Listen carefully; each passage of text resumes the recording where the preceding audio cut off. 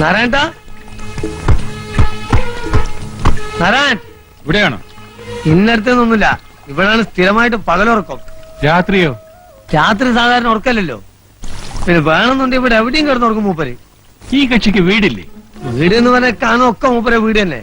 വരി, ധൈര്യമായിട്ട് വരി, കേറിക്കോളി. ഇതിന്റെ പ്രധാന ദോസ്താണ് മൂപ്പര്.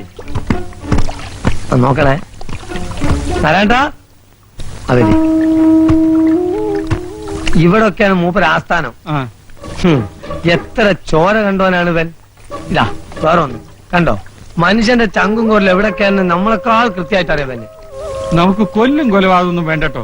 എനിക്ക് വീടൊന്നും ഒഴിപ്പിച്ച് കിട്ടിയാൽ മതി. എന്തും അതിന്റെ വഴിക്ക് നാരായണ ഹാൻഡിൽ ചെയ്തോളൂ.